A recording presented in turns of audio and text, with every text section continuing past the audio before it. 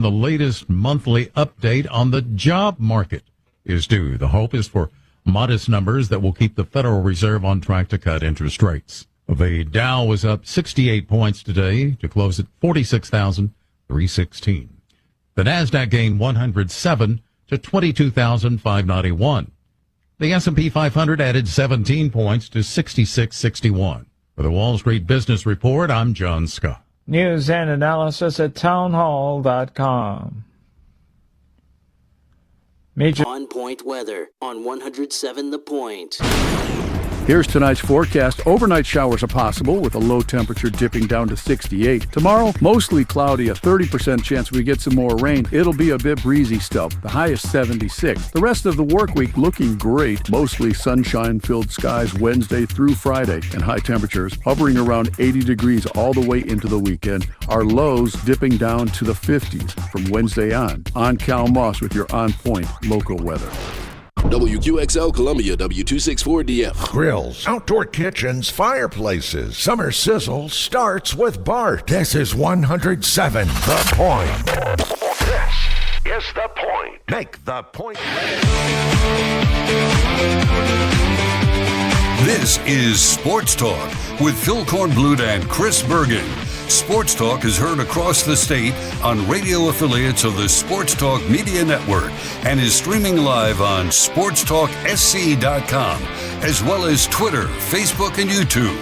The South Carolina Education Lottery lucky number to call in is 888-898-2525. That's 888-898-2525. Now, here are Phil and Chris with tonight's edition of Sports Talk.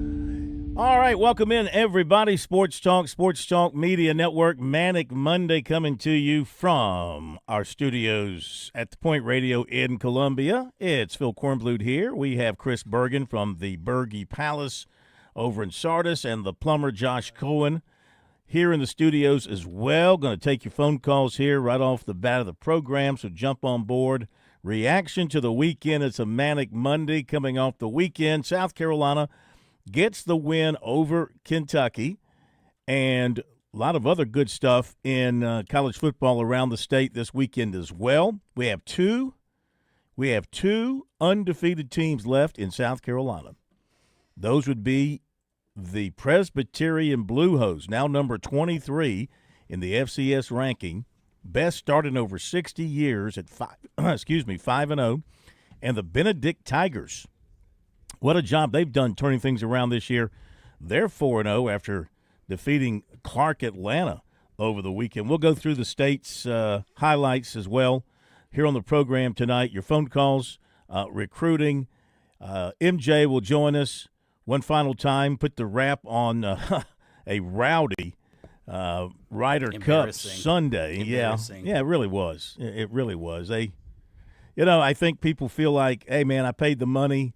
I'm not really a golf fan, but I can go out there and harass golfers. But it also showed me another side of golfers that we'll talk about with MJ. And, I mean, we expect or see golfers in the majors and tournaments on the PGA Tour, and they're stoic and they're reserved and they're calm. And it seems like that goes out the window as well at the Ryder Cup with the emotional responses to any kind of a putt or any kind of a great shot. I know the emotions run very high. I'm not sure you want that for golf. I know Rory McIlroy was outspoken afterwards by saying this wasn't good for the game of golf, what was going on outside the lines.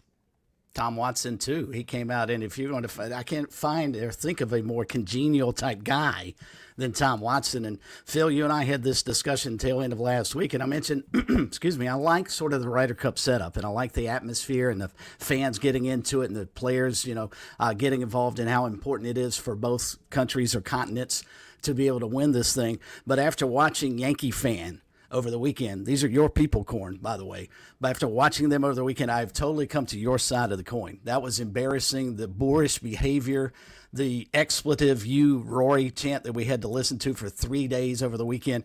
First off, if you're going to get on somebody, be creative. don't show your lack of vocabulary knowledge, and the only thing you do is throw a curse word and attach his name at the end. All you people did was fire up Rory McIlroy, John Rahm, Justin Rose, you name it, off their side, and they went out and just beat us into the ground Friday and Saturday. The singles matches were amazing yesterday, just to even make it look close. But this was over on Saturday night.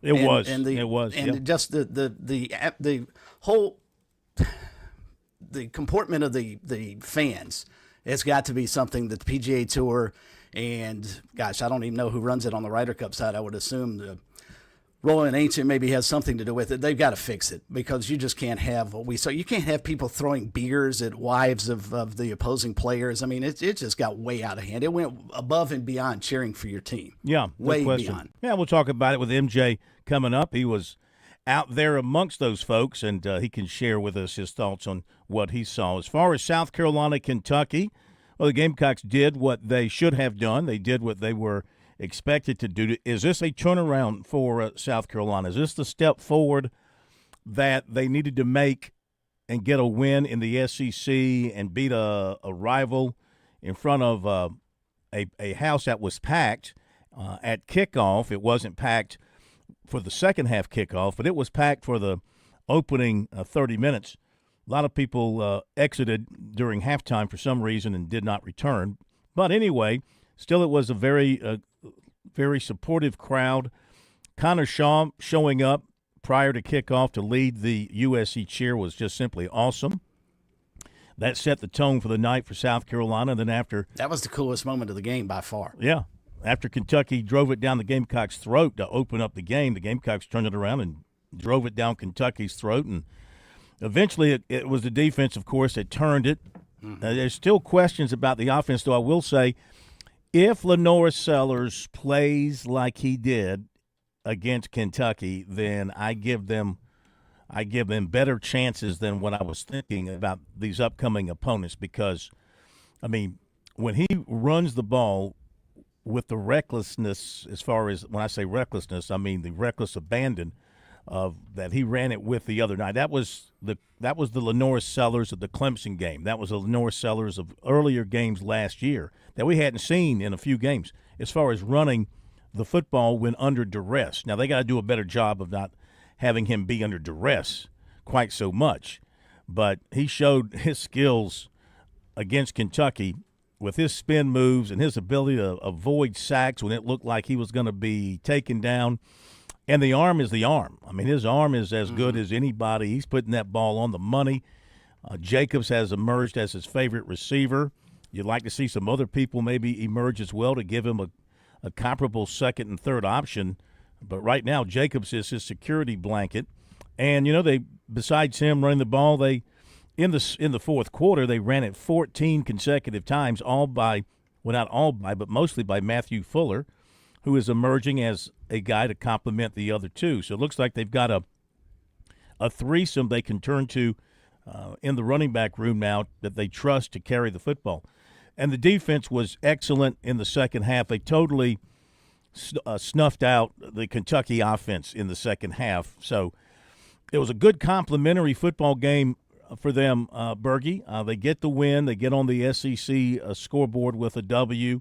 They extend their winning streak against Kentucky to 4. They have a couple of weeks to feel good about things before they go to LSU. So as they look ahead to this October phase of the season, they needed this win against Kentucky in the worst way just to get their minds right and get their confidence back going into this unbelievably difficult stretch that's coming up. Oh, it's no question. And Phil, you know, this is the first time I'd had a chance since Coastal was off this weekend, got a chance to watch a lot of football, most notably, obviously, the Carolina-Kentucky game. It's the first time I really sat down and watched them since the Virginia Tech game, and the offense looks exactly the same. I mean, it's just, if it's not for Lenore's, they're not moving the football. And, you know, they ran it 22 times in the fourth quarter and gained 86 yards. I mean, and Lenore's had 39 of those on 5 carries. So it's not as if this is some team that can just line up and blow people off the football. They've got to pound it into the line of scrimmage, and that looks like the plan for Mike Shula. Here's our run game. We'll run off tackle up the middle, and that's pretty much it. And then hopefully Lenore's can scramble out of the pocket when he's under duress, as you pointed out, and he was constantly because the offensive line just has not improved. And if they don't get their offense going, Phil, I don't see this season going anywhere close. It's not going to meet expectations to begin with. And I just don't see it being a bowl type season for them. I really don't. I mean, their defense was terrific after the opening drive against Kentucky. Is it going to be able to hold up against LSU and Ole Miss and Texas A&M and Clemson at the end of the year? I mean, LSU's that's another team that's got offensive struggles. It seems like no one in the country can move the ball on offense, but I just was not impressed at all. Outside of 16, outside of what Lenore's can do, I just still have not been impressed all season by the Gamecock offense, and Saturday did not change that opinion at all. Now, you're right about the offensive line. It doesn't help with the injuries. They had two guys who'd been starters. They were both out, and then Marquis Anderson goes down with a knee injury, which Shane Beamer said yesterday he's optimistic is not going to be too severe, but he was going to have an MRI, and we won't hear from Beamer again until he has the SEC conference call on Wednesday, since this is their off week, so I don't expect to hear anything about that until then unless somebody finds out through some sources what the deal is. So that's something else for them to be concerned about moving forward. All right. The phone number is 888-898-2525. That is the South Carolina Education Lottery Lucky number. To your calls in a moment. You can also send us your text messages. Love to hear from you there as well. We'll jump on those text messages tonight also. That text message number is 803-900-4847, 803-900-4847, and that's brought to you by Larry Lucas Insurance. Larry Lucas Insurance in downtown Columbia and also in Lexington. Larry also presents the poll question of the week, which is this: South Carolina 3-2. Next 5 games are against current AP ranked teams. Number 4, number 5, number 6, number 10, and number 13. I don't think no one else in the country is playing a schedule like that over the next 5 weeks, 5 or 6 weeks. I don't either. As it stands now. Think about that. Let that sink in. Used to be a big deal. Yeah, we're playing the third-ranked team in the country this week, Now they're playing number 4, number 5, number 6, number 10, and number 13. So how do you think the Gamecocks will fare through that stretch? 5-0, 4-1, 3-2, 2-3 or worse. 71% got them down for 2-3 or worse. 12.9% have them at 3-2. 9.7% at 4-1. And 6.5%. These must be the ones that show up for the Gamecock walk about 8 hours early. 6.5% have the Gamecocks going 5-0 during that stretch. Yeah, God bless them. If they get 3-2, Phil, I think that is a monumental accomplishment for this football team. I'm still, like I said a few minutes ago, unless that offense gets better, I think 2-3 or worse is a much more likely finishing spot through those 5 games. It's too bad that they lost those first 2 SEC games. Had they split those games, which I thought they beat Vanderbilt and possibly lose to Missouri, I didn't have them losing both. But had they split, okay, so you're 1-1 in the league, and then you end up going, and then you beat Kentucky, you're 2-1 in the league, and then you end up going, well, if the worst case scenario, if you go 2-3, you end up at 500 in league play, which in this age is not bad in the SEC. It gives you a chance to have around 7 or 8 regular season wins and go to a decent bowl game. But those first 2 losses, put them behind it, and now they've got to they got to go upset some people. They're going to have to upset some people, no question. And the other thing is 3 of these games are on the road. LSU, Ole Miss, and Texas A&M are on the road. You get Oklahoma and Alabama at home. So you're going to have to beat some people. But they did that last year. If there's something for Gamecock fans to hang their hats on. But was that team better last year than this team? I think so, especially offensively. I mean, they could run the football last year. Rocket Sanders was terrific for them. Lenore's was coming into his own and probably played his best football down that stretch run. So, yeah, I think they were a lot better offensively. Now, defensively, I think they were better last year too. But that defense, especially if we see that effort, now you're not going to score 2 defensive touchdowns, I don't think, every game. But we said that, and then they went out and scored like 17 against Oklahoma last year. So, I mean, that defense, it looked really, really good on Saturday. I think it was reminiscent of what we saw from them the back half of the schedule last year. Well, one other thing to remember, too, I mean, the offense is still, if you take away the 36 points scored by special teams and defensive plays, they've got six non-offensive touchdowns. Aren't they the only team in the country with a fumble return for a score, an interception return for a score, and a special team score? I would imagine so. I believe they are. But here's my point. If you take that away, like right now, if you look at their statistics, it says they're averaging 24 points a game. Okay? You take away those scores from that total, because it all counts under one total. You take away those scores, they're averaging 17 points a game. They lose a touchdown a game. So the offense does still need to pick it up, no question. We'll pick up your calls after the break. Don't go away. When I grow up, I want to be a nurse. I want to be an engineer. I want to be a teacher. There's never been a better time to start making their dreams come true. Future Scholar, South Carolina's 529 college savings plan, makes it easy to save for their future education. Contributions are tax deductible, earnings are tax free, and you can start saving right now with any amount. Go to futurescholar.com today to discover the smart, easy way to save for college. That's futurescholar.com. You were always more than my mom. You were my role model, my best friend, and biggest supporter. You filled my days with unconditional love, and you also prepared for the day when you couldn't be here. Because of the woman you were back then, I'm able to be the woman I am now. Your planning made this moment possible. Set your family up for life. Southern Farm Bureau Life Insurance. Your friends for life. Life insurance isn't for you. It's for those you love the most. For a complete insurance review, call Buddy Bridges in Lawrence County at 864-923-2174, serving Lawrence, Clinton, and the shores of Lake Greenwood. Southern Farm Bureau Life Insurance Company, Jackson, Mississippi. Not licensed to do business in all 50 states. Hi, I'm Jim Corbett. I've been an attorney for more than 30 years. There's one thing I've learned about injury cases. It's you need the personal touch. You need the lawyer to get to know you and describe your damages. You don't want a case manager talking to an insurance company and then talking to you and then talking to maybe to a lawyer with limited experience at the last minute to try to settle a case. I talk to you, I find out what your case is about. Jim at JimCorbettAttorney.com. Jim at JimCorbettAttorney.com for your injury cases. You've put in the work for your education. The extra early, extra late, extra work. That's because you understand education opens doors to better pay, better opportunities, and a better you. Being educated about playing the lottery is no different. It helps you be a better player, one who knows when to play and when to take a rain check. The lottery's a game, so let's keep it fun. Learn more at sceducationlottery.com/betteryou.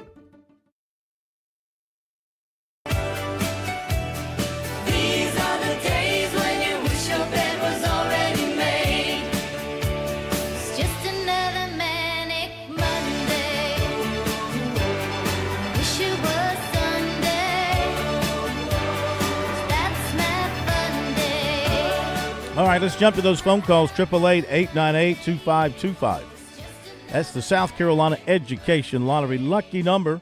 Reach us here on Sports Talk. Andy in Columbia, first up tonight. Going to take as many calls as we can get to here in the first hour and into the second hour as time permits. But go ahead and grab the lines. And, Andy, you're up first. Welcome in. Well, let me get the ugly part out of the way first. For a team that was 21 games above 500, we ended up being the third worst team record in baseball history, behind the 1906 Cleveland Nats and the 1977 Chicago Cubs. A disaster. The trades that were made at the trade deadline that were supposed to be so great were worthless. 3 worthless relievers and Mullins for a center fielder that we didn't need. I mean, it just disgusts me that this team goes into Miami and loses 2 out of 3 games. Not to mention the 2 out of 3 games they lost to the Washington Nationals a few weeks ago. So my Mets, I love my Mets, but they hit the big one. Cincinnati says thank you, Andy. And what's that? I said Cincinnati says thank you. Yeah, and to lose the season series to the Cincinnati Reds didn't help either. So very bad. Regarding Saturday's game, the offensive line is still, like Chris said, the running game is terrible, and I don't know what's happened to our receivers that were coming into the year who were supposed to be the big-time receivers. It doesn't seem to be being any hookup there at all. Mazio, what's his last name? I'm forgetting Bennett. Mazio Bennett? Yep. Is he on the milk carton? He's on the field. I was watching him Saturday night, and I don't know if he's having trouble getting open or they're just not looking for him. He's not running his routes well. I don't know. Maybe it's obvious that Sellers, they're calling plays, and Sellers is looking for Jacobs. But more often than not, when they take their deep shots, it's primarily Harbor. And then you see the emergence of Brian Rowe, who's catching more passes. I don't think they threw much, if at all, to the tight ends Saturday night. It's really been kind of just a lock in on one guy kind of thing. They threw to a tight end, right? Beg your pardon? The fake punt. They threw to a tight end. You might be right. You might be right. There was 2 tight end receptions, that and the fake punt, and one other to Hunt. I think that was it. And you all were saying something about the special teams and the defensive touchdowns. I heard that there have been 12 punt returns for touchdowns in the country this year, and that South Carolina had 3 of the 12, so 25% of the ones in the whole country. I do have a hard time personally. I have a hard time personally recognizing a blocked punt as a punt return for a touchdown. To me, that should go under the scoop and score kind of category, don't you think? Instead of the ball went backwards, right? It wasn't a punt. No, it went forward. No, it went forward. It wasn't. He was down the field when he picked that ball up. Okay. The punt returner returned that punt. That's true. Yeah, Andy's talking about the Vicari Swain returns. That was Vicari Swain. Yeah, he had 2 against South Carolina State, but I thought one was off of a blocked punt. I wasn't at that game. I was at another game. So it was blocked. It was blocked, but it still went downfield. It was a partially blocked. It didn't go downfield as far as Okay. It wasn't like a full block that like a lineman would pick up, or an upper gotcha. A guy up close. I was just from a statistical standpoint. I was just did. Yeah, I got you. Okay. And you know what? Our kicking game as a whole, we haven't had that many field goals that we've tried, but our punting game doesn't seem to be quite, but we're comparing him to Ty Kroger, the guy who's punting for the Saints right now. Well, he is. So he's averaging 45 yards a punt. He's averaging 45 yards a punt. And but he still put one off. He when we needed one. A good punt the other night, he shanked one. He shanked it. I tell you what, we got to run, Andy. Thanks very much. Appreciate it. Y'all have a good night. I just wanted to sit here and take my Met beating and say I'd like to say I'd like to. We got one thing to say to you, Andy, about the Mets. Just one thing.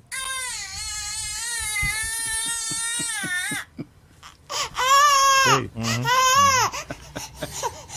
I appreciate that. I'm not crying about it. I'm being realistic about it. All right, we'll see you. Thank you. Miss you in the playoffs. If they Mission didn't playoffs. spend so much money on that team, it might be a little more acceptable. But, I mean, they just throw gobs and gobs of money at that team to get those results. And there's just no excuse for the Mets missing the playoffs.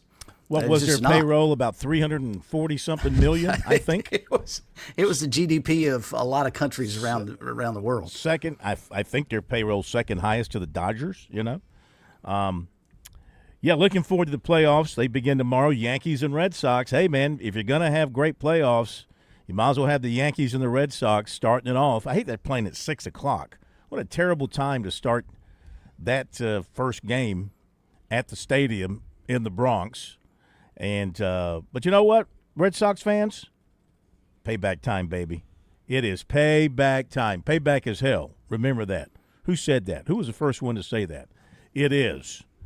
And it's time. No matter how it's many time for some times you payback. beat them in the playoffs, Phil, it will never make up for blowing a 3-0 lead in the American League Championship Series. It just won't. Oh, yes, it will. No matter how many times you guys beat them. No, it will. It just won't. It just won't overcome that. No, it will. I mean, because you can't play them in the World Series. Well, that's right. But I'm saying just to beat them and to knock them out and to end their season, it just will not be as and embarrassing. send them on vacation will be just fine. Whether it's now or last year or next year, whenever it happens, Tigers made it. Fine. Tigers made it. Barely. Go Tigers. Talking about backdooring your way into the playoffs. Okay, more calls coming up after the break. On Point Weather on 107 The Point. Here's tonight's forecast. Overnight showers are possible with a low temperature dipping down to 68. Tomorrow, mostly cloudy, a 30% chance we get some more rain. It'll be a bit breezy still. The high is 76. The rest of the work week looking great. Mostly sunshine-filled skies Wednesday through Friday, and high temperatures hovering around 80 degrees all the way into the weekend. Our lows dipping down to the 50s from Wednesday on. I'm Cal Moss with your On Point local weather. Hey y'all, it's Ted from Flight Deck Restaurant. We're introducing Friday Night Prime Rib Special. Our great chefs at Flight Deck Restaurant have created a great prime rib dinner special, which includes a 10-ounce slow-roasted certified Angus beef prime rib dinner, served with 2 sides of your choice for only $22.95. And if you mention We Love Flight Deck, you get a free cookie or soft drink with your meal. So come see us at Flight Deck Restaurant to enjoy a delicious slow-roasted prime rib dinner. While you're here, check out the new and improved arcade with over 33 games. We at Flight Deck Restaurant thank you, and God bless. Trump. With SRN News, I'm Keith Peters in Washington. President Trump and Israeli Prime Minister Netanyahu say they've agreed to a plan to end the war in Gaza, but it's unclear whether Hamas will accept the terms. Trump on Monday laid out a 20-point plan for ending the Israel-Hamas war and establishing a post-war Gaza governance. Trump's plan to end Israel-Hamas's war has been presented to Hamas, which is reviewing it in good faith. Democratic congressional leaders are leaving a White House meeting, saying there is still large differences with President Trump and Republicans in their positions to avoid a government shutdown. Trump is making it clear he had no intention to negotiate on Democrats' current terms to avoid a government shutdown. On Wall Street, the Dow by 68 points. This is SRN News.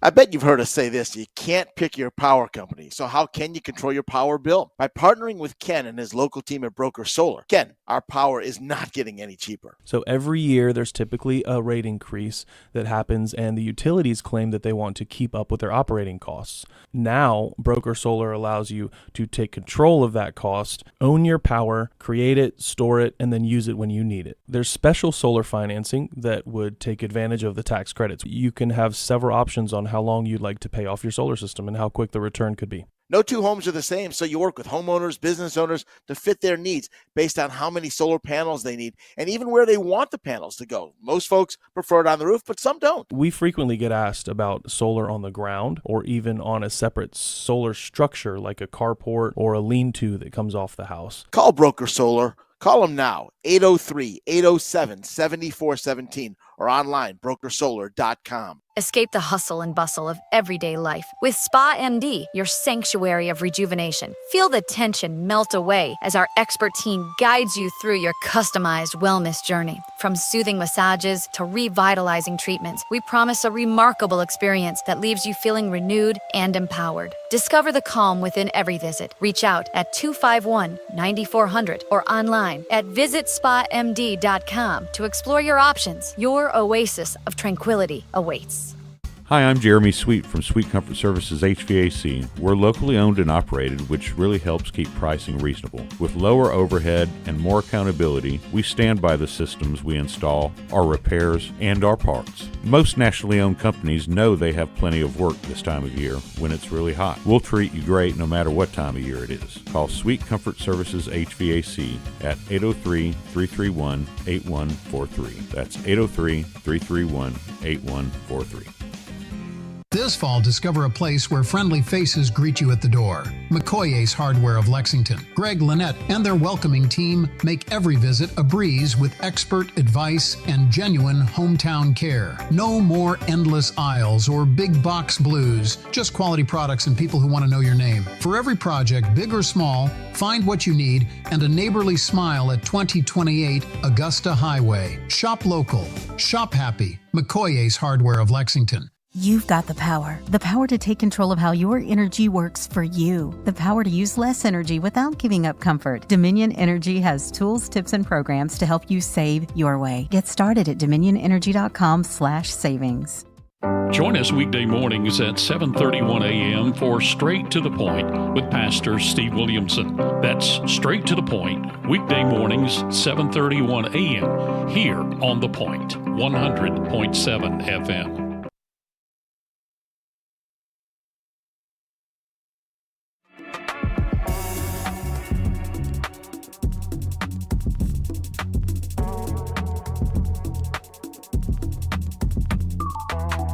Okay, we're back on Sports Talk. Actually, South Carolina's remaining strength of schedule is only ranked 9th.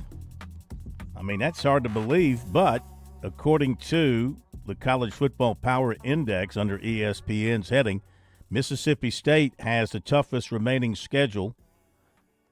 Then it's Vanderbilt, Oklahoma, Wisconsin, Florida, Arkansas, without a coach. Oh, you don't think that Petrino had anything to do with that, do you? What a snake in the grass! I could have told you. I think I said when he hired Petrino, I said you better watch your back, pal. I can't believe they hired him. Missouri. I would have never put him on my staff. There's just no way I'd have put him on my staff. Missouri and UCLA. Clemson's remaining strength of schedule is ranked 62nd. That's why I believe the Tigers do have a chance to turn things around. They could have had some really big help this past weekend, had some teams held on to their leads, because Clemson's got to look at things like this moving forward, and I'm sure Dabo Swinney will mention this tomorrow. Yeah, they're 0-2. They're actually dead last in the ACC. If you look at the standings at the very bottom, because of alphabetical order, Clemson is the last team of the – how many teams in the ACC now? 16? They're last in the ACC. Did you hear that, Tiger fans? You are last in the ACC standings. But because the league stinks and you're better than what you are, you just have to hope to get to second place. How can you get to second place? Well, it helped that Florida State lost because you get to play them later on. And it would have helped had Georgia Tech not rallied to win and Louisville not rallied to win. That would have really helped you.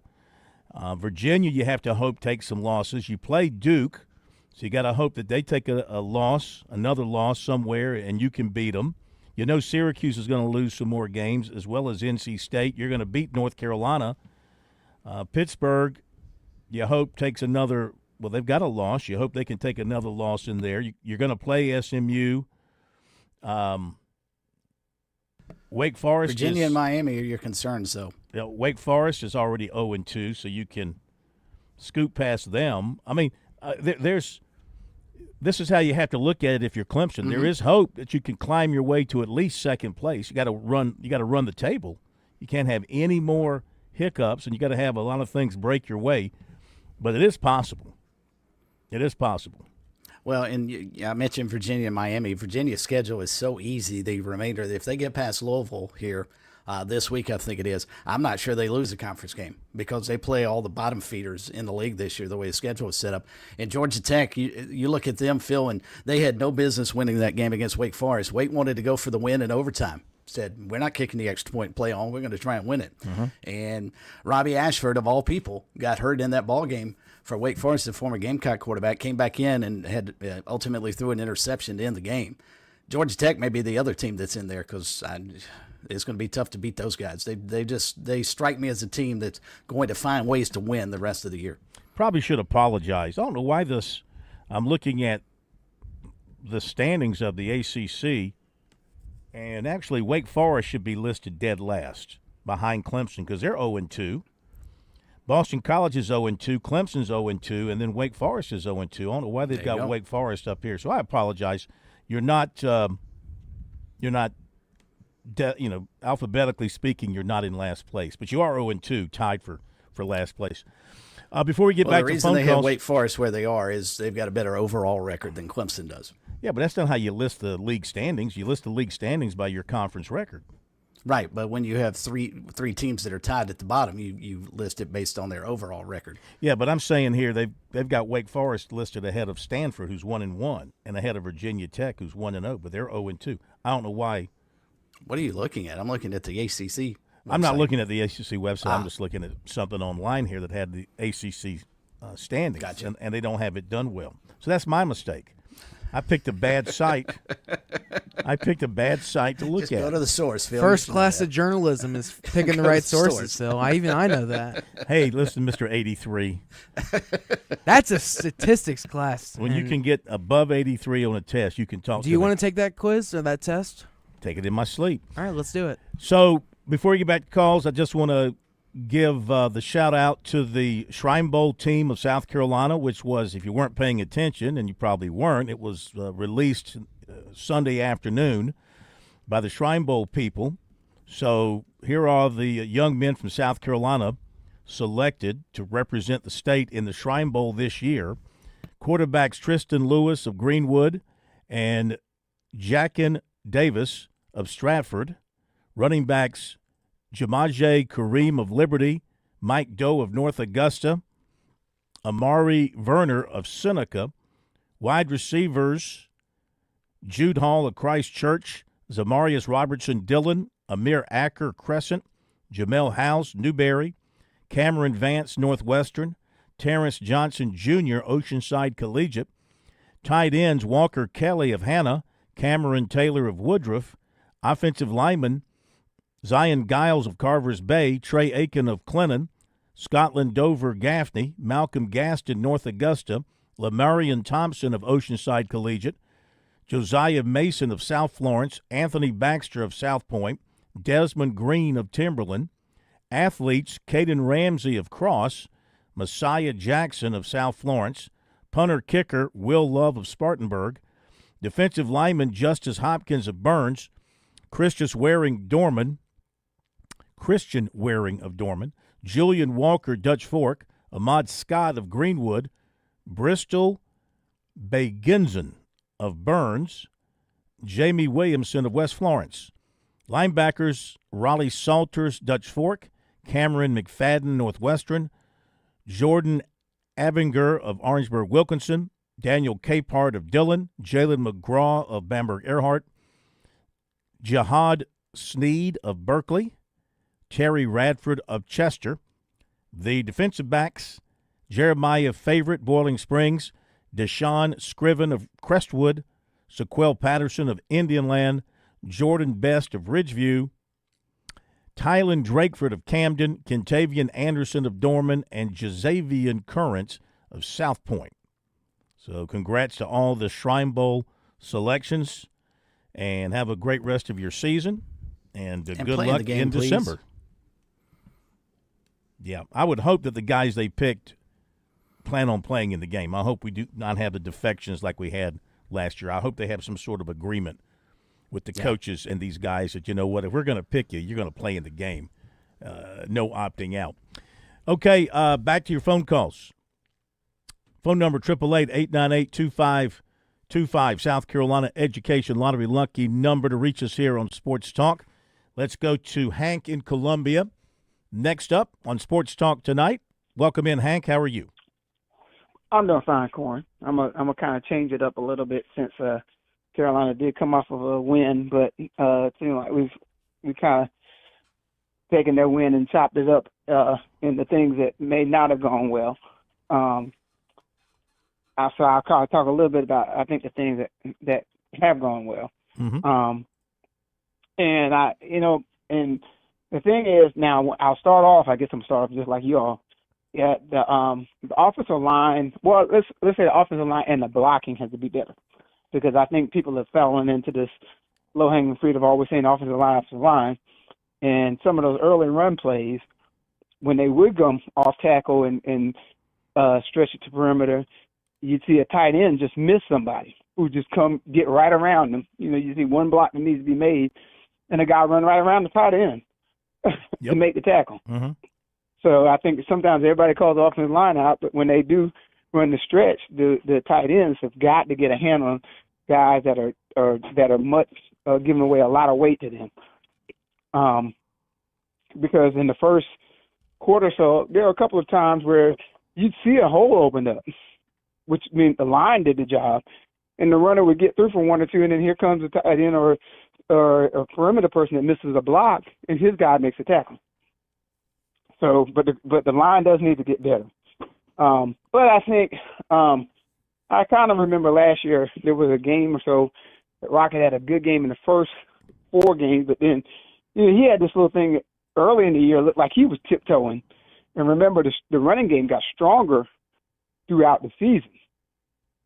So, I think that the loss, we're probably a game off script, as you said, Corn. Mm-hmm. And, we always lose somebody we're not supposed to lose to.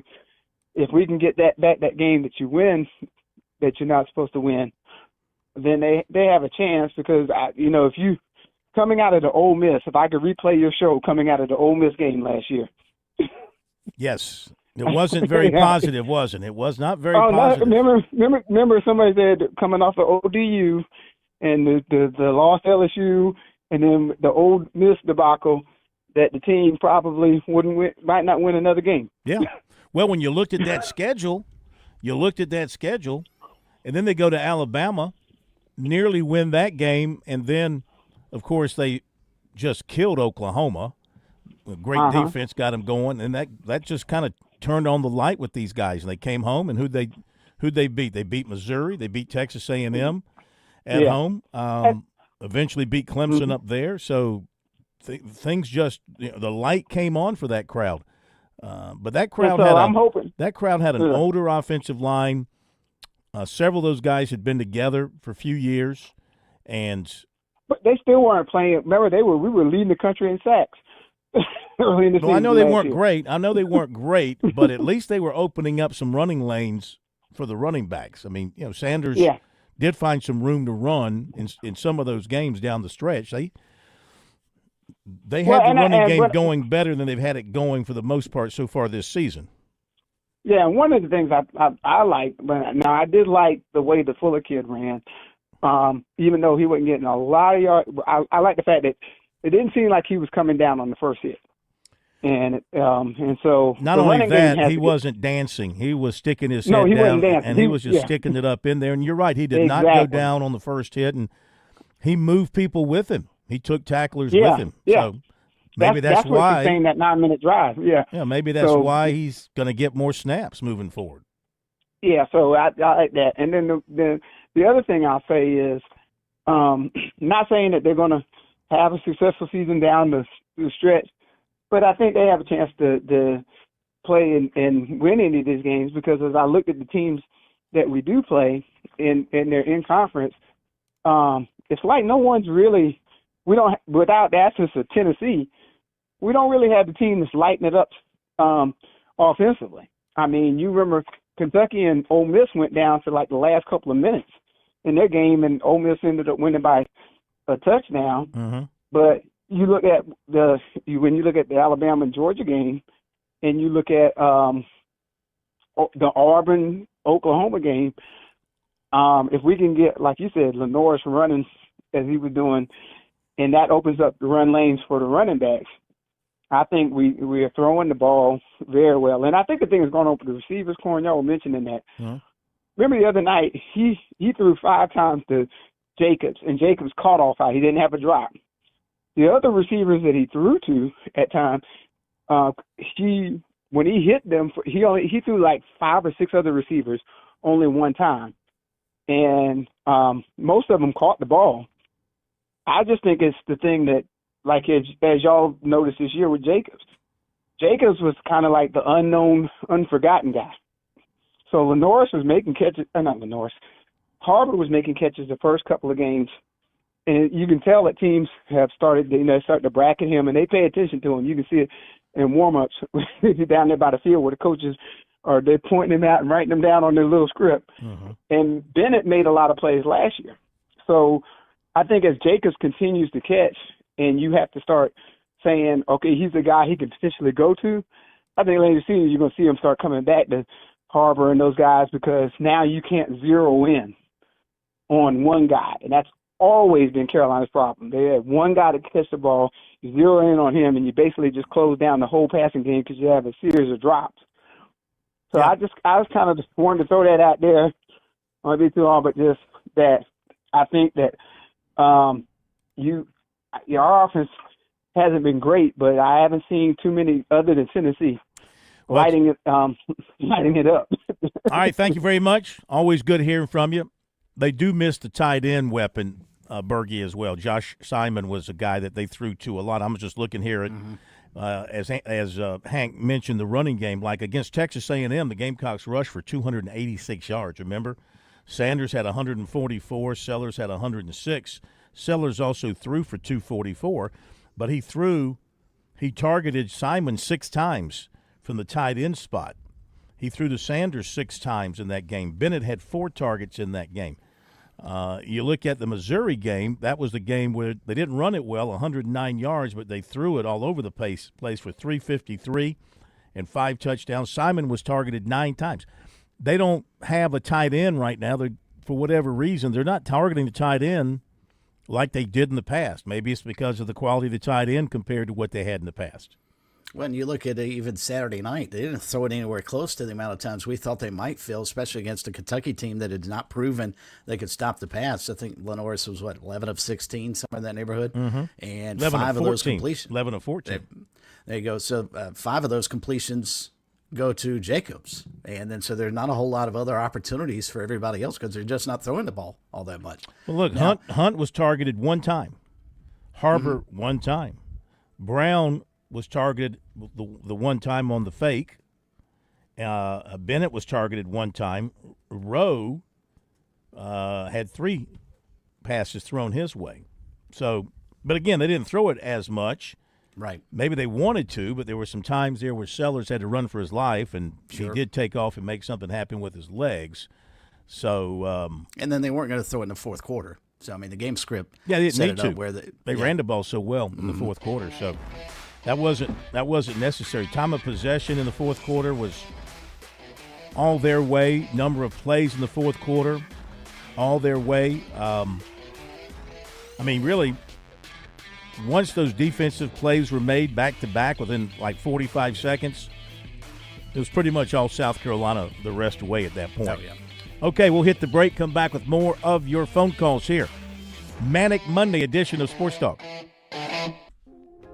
Maybe your credit's seen better days, or maybe it's just never been quite where you want it to be.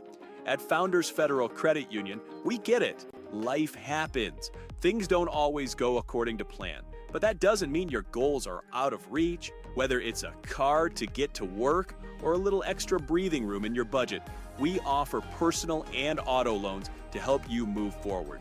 With flexible terms and a team that treats you like a person, not a number. We take the time to understand because you don't need a perfect credit score to start your next chapter. Visit a local Founders office or foundersfcu.com to learn more. Founders, helping you do life on your terms, helping you build a brighter financial future. All it takes is one visit, thefoundersfcu.com, to get you started. Relax. You've got this with Founders. Membership qualification required. Terms and conditions apply. Call Lawyer Lisa. Experience the difference with Lawyer Lisa. Hi, I'm Lisa Hosseller-Brown. Did you know Lawyer Lisa offers a prevention plan add-on to our services? If you already have a trust or just need some updates, ask about getting your ducks in a row and getting all of your wishes set out before it's needed. Visit lawyerlisa.com for more information. Call Lawyer Lisa. Experience the difference with Lawyer Lisa. 7511 St. Andrews Road, Irmo, South Carolina. This is Perry Orth, former South Carolina quarterback. On the field, my job was simple.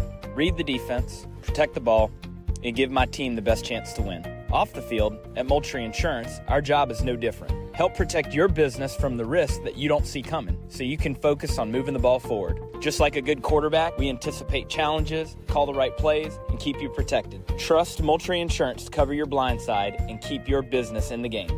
Visit MoultrieINS.com today.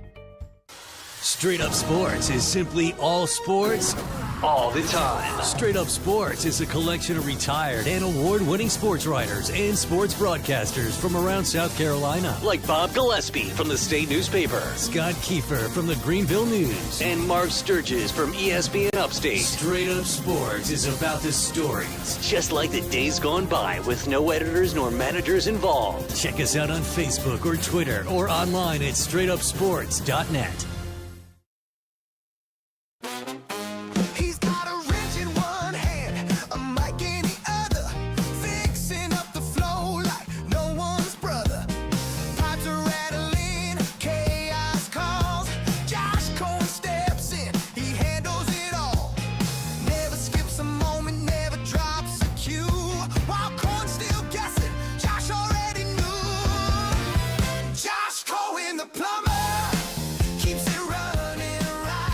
All right, we're back. Sports Talk Media Network. Don't know why that's playing now. The only thing that song is missing is a toilet flush, Josh. You missed out. You could have put the sound effects right in there. It would have been perfect. Needed that in that song.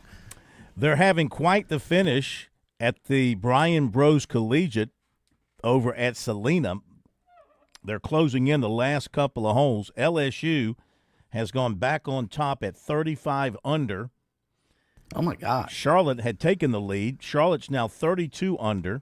Clemson is in third at 28 under. They're going to be your top three.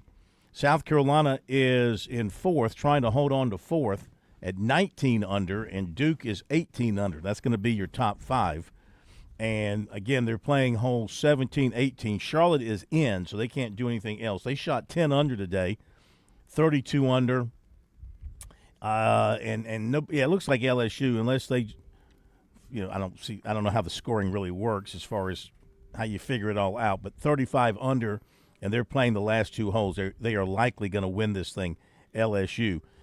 Individually, the leader in the clubhouse would be Brian Kim of Duke at 16 under. He's going to win the medalist honors. Nobody's going to catch him, I don't think. 16 under. Jay Mendel of LSU is 11 under. The top finisher among the Gamecocks or the Tigers for Clemson, Oscar Home Bradiger. He's 7 under. And for South Carolina, Merrick Fleming is 7 under. And also Lucas Augustusson of Clemson is 7 under. So they are closing in on the finish there. Back to your phone calls. We go next to Stephen over in Lexington. Hello, Stephen. Welcome to Sports Talk. Hey, guys. I love Paul and Hank. Bless his heart. He must think that God is a Gamecock fan because all of those truth stretching and lies to make the Gamecocks sound better. I hope the pearly gates are going to let him in, but we'll see. You don't sound like you're feeling all that well, Stephen. No, I'm fine, buddy. Okay. You sound a little hoarse. Just sound a little hoarse, yeah. Yeah, no, that's good. So, but Dabo is way ahead of his time. I didn't realize that, keeping players in that are performing poorly just because they're in the program, was going to catch on like apparently the Kentucky team. I don't know if it was Nick Saban or an NFL coach that said, what do you do with a player that throws 3 interceptions? He goes, I don't know, because they'd be sitting beside me after 2. And I don't know what that kid, whenever I was watching, I don't know what I was watching, but, he's been to Alabama. No, he went to Auburn, and who else? Was it Georgia that he played for? And then, but anyways, so with the new rules, everybody's keeping these kids in here because they can transfer out the next year. So if you embarrass them because they're making $8-12 million because, they're turning the ball over and they're screwing up the team, you got to keep them in there or, lose that $8 million is going to go on to another team. So it's good to see they're catching up with Dabo.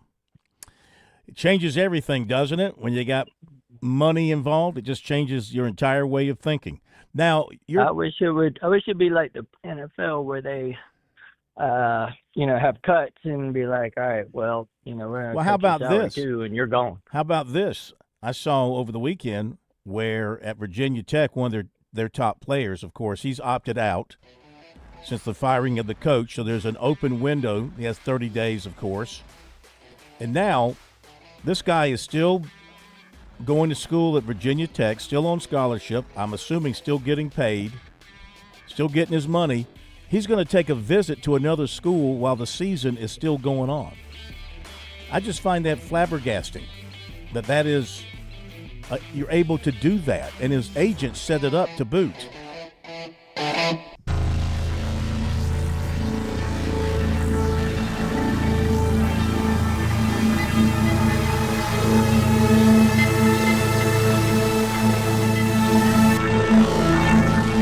WQXL Columbia, W264DF. Grills, outdoor kitchens, fireplaces. Summer sizzle starts with Bart. This is 107 The Point. News this hour from Town Hall. I'm Keith Peters in Washington.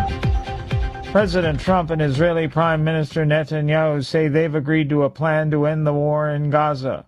President Trump says this may be one of the biggest days in civilization's history. We discussed how to end the war in Gaza, but it's just a part of the bigger picture, which is peace in the Middle East. And let's call it eternal peace in the Middle East. Prime Minister Netanyahu says he's on board with President Trump's proposal. I support your plan to end the war in Gaza, which achieves our war aims. It will bring back to Israel all our hostages, dismantle Hamas's military capabilities, end its political rule, and ensure that Gaza never again poses a threat to Israel. Speaker Mike Johnson told House Republicans on a conference call Monday they need to stick together to force Senate Democrats to embrace the 7-week stopgap bill the House passed last week. More from correspondent Bernie Bennett. Speaker Johnson said he plans to bring the House back into session next week, a decision that comes as some House Republicans are growing restless about the prospect of being out of Washington as a potential government shutdown looms. The House is already set to be out of session this week, in part because of the Yom Kippur holiday. But Johnson's been entertaining whether to keep lawmakers away longer to bring more pressure to bear on the Senate. Otherwise, Johnson stressed unity ahead of the Tuesday midnight shutdown deadline. He said that House and Senate GOP leaders plan to hold a joint news conference Wednesday morning after agencies might have closed. Bernie Bennett, Washington. On Wall Street, the Dow by 68 points. This is townhall.com.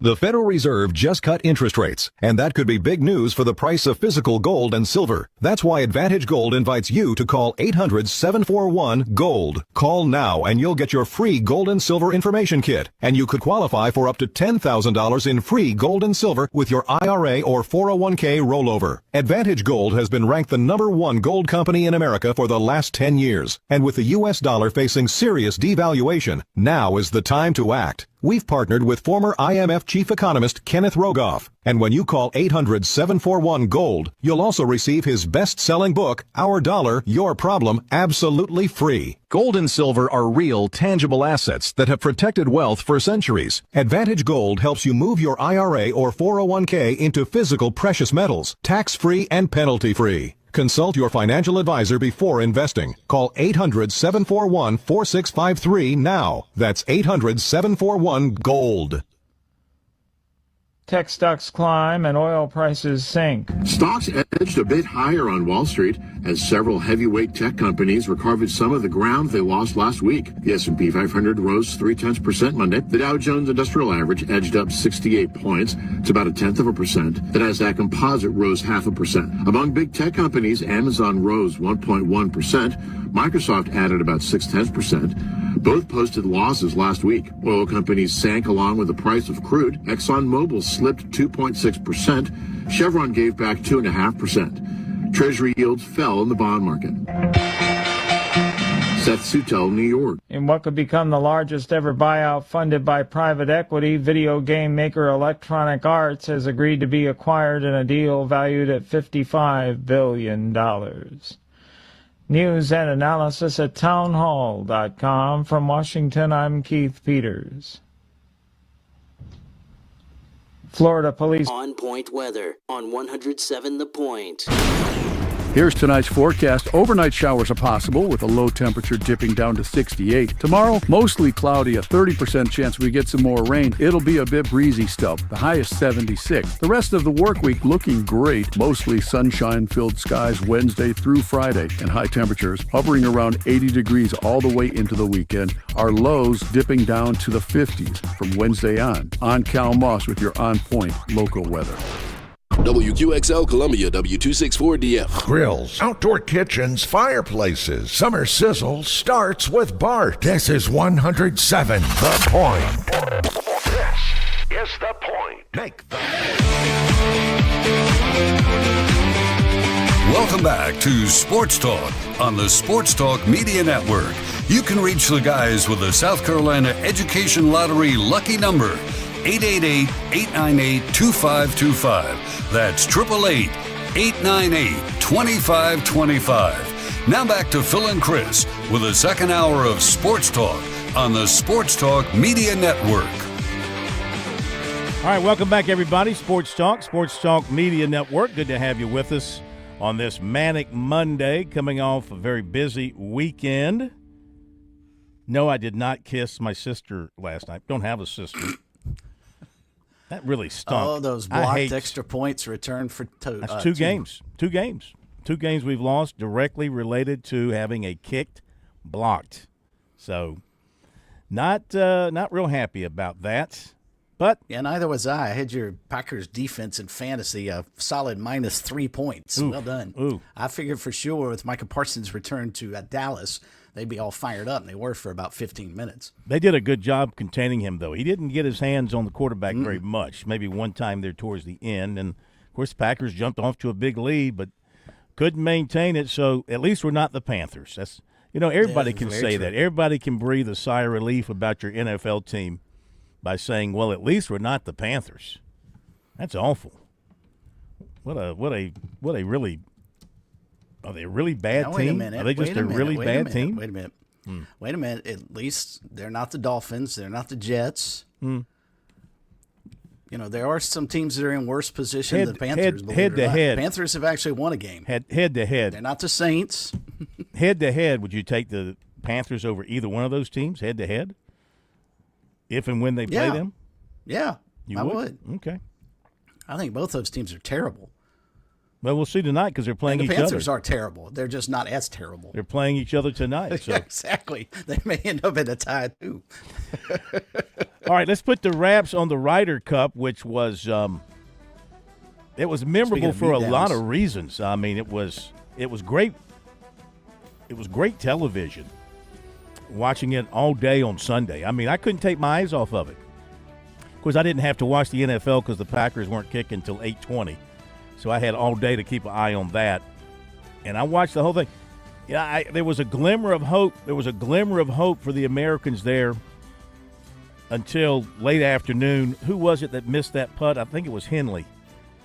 Had a chance to win a hole and win a match had he made that birdie putt on the last. And I don't know, they probably weren't going to come all the way back to win it, but it would have made it a little more interesting heading down the home stretch.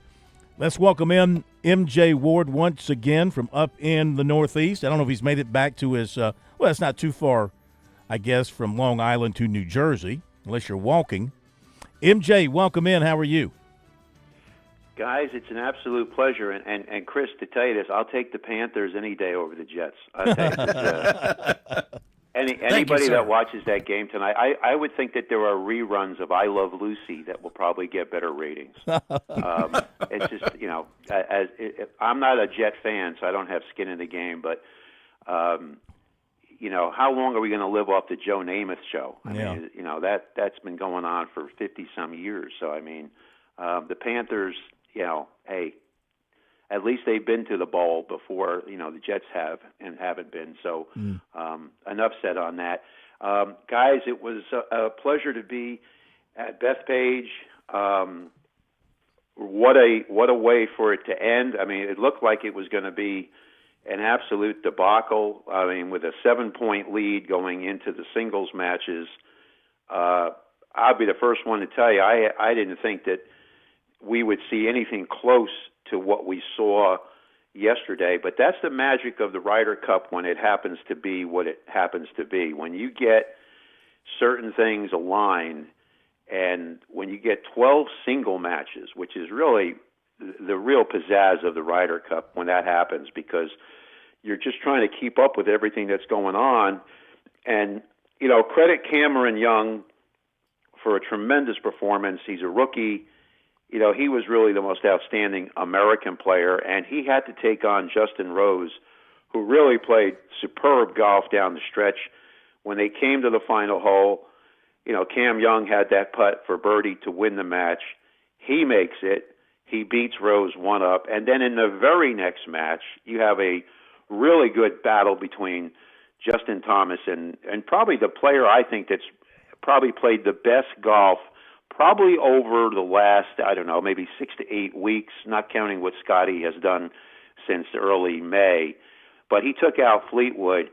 And I just think the only thing I would say is I think JT's got to tone it down a little bit, because he was dancing on the green like they were giving the Ryder Cup away. And it got a little over the top with the chest beatings and all the other stuff. But at that point, things started to turn. And, you got to give credit to Bryson DeChambeau. The guy is 5 down after 7 holes, and he manages to split the match with Matthew Fitzpatrick. And I really have to say, I've never really been a huge fan of Bryson's, but his stock, in my opinion, went really way up yesterday, because when you're 5 down after 7 holes, you might be thinking, hey, man, where's the exit ramp, and how far is it a ride from here to JFK so I can fly out of here? He didn't do that, and he really battled back, and, it was exciting. But let me just say this before I take any of your questions. The shot of the day, you have to tip your hat to Henley. He's in the bunker at 18. He gets it up there to probably about 12 to 14 feet. And at that point, Shane Lowry's under the gun, because Shane now knows that Henley can make birdie and, essentially the match is over. Mm-hmm. So Lowry probably hit the shot of the day, both of them. The wedge he played to about 6 feet. And then after Henley misses his putt, he puts it in the hole, and it's good night, Irene, to the matches at that point. But kudos to Shane Lowry, man, because, guys, I'll tell you this, if Henley wins that point, there's a lot that could happen now. I mean, I don't want to go through all of the what-ifs and everything else, but the Americans were not out of it by any means. If Henley makes that full point, the rest of the matches right now are in the balance, and a lot of things could have happened. We'll never know the answer to that, but you have to tip your hat to Shane. After seeing what Henley did, a lot of guys probably would not have hit the kind of 2 quality shots that he did, and he deserves every right to be bouncing up and down on the green and having knowledge that he brought the Ryder Cup back to, well, it's in Europe's hands, but he kept it in Europe's hands with that putt. I'll do a what if. So let's say Henley makes that putt. He wins that point. And then the following match, Ben Griffin ended up winning that. The next two matches ended up tied. But then you had the Harris, English, and Hovland match, which wasn't played because Hovland was injured, so it goes in the books as a tie. Let's just say that match had been played. Let's just say it had been played. So, I mean, if Henley wins that point, that's the 14th point for the Americans, adding the other 2 half points that followed. So that's 14 points for the Americans, 14 points for the Europeans, who needed another half point. I mean, you would have. You don't know how everything could play out, Phil. No, you don't. I mean, you we don't. could sit here until the cows come home. Well, the cows are on their way. The cows are making their because, way down, and I want to. Yeah, because you don't know. Well, until something has happened, we can only speculate what would have happened. Who because then would those have guys won? are underneath that kind of pressure. Who would have won the develop English? Whatever's Who would have won that match? Going to be. I mean, to be frank with you, I think Luke Donald was very smart. Mm-hmm. He made sure that he had Tyrrell Hatton, and he's got McIntyre in his ace in the hole situations. And those are strong players, and they weren't going to go down, by any means easily. What was really shocking was how quickly Xander Schauffele made quick work of John Rahm. That, to me, was extremely surprising. But the ultimate storyline, guys, I have to tell you this. I mean, if you told me that if you combined Rome and Bethpage, and you have Scotty Scheffler in 9 matches, and he doesn't get more than 1 win in 9 matches, that to me is mind-boggling. There's no way to describe that, to only come up with 1 winning match. He did have 2 ties from Rome, but he's 0-4 when he takes on McIlroy in the singles matches. I don't think anybody could have possibly thought that was going to happen. Yeah. I still want the answer. Who wins, in your opinion, hypothetically, who wins if they play the match between Hovland and English? Just in your mind, in your opinion, who do you think would have won that match? I mean, Harris English wasn't playing good golf, Phil. I mean, they got waxed, him and Morikawa. Mm-hmm. What was shocking is Keegan Bradley sent him back out again after they got waxed by McIlroy. I'm trying to think who he was with. McIlroy was with Fleetwood, I believe, and he sent them back out again. And Harris just wasn't playing good golf. Hovland's situation, we can speculate on that, but I would never say that Hovland is any more than a slight underdog at best. I mean, you could say it's probably a pick-em between the two of them. Mm-hmm. But the way Keegan Bradley comes off at the press conference following the match was, he was thinking like, well, if we had that match, we get a point. Well, that's an assumption. You don't know if you're going to get a full point. Maybe you get no points. Mm-hmm. Maybe Hovland beats him, and you come up with nothing. I mean, so, the rules were known before the tournament, before the matches got started. So everybody knew what the deal was. That, to me, is water underneath the bridge. The bigger story is, how do the Americans, deal with foursomes play? Because you can't be doing like you did in Rome, where you lose 4-0 on Friday morning. At Bethpage, they were down 3-1 after Friday morning, and they were lucky to get that when Cantley and Schauffele were able to hold on and win their match.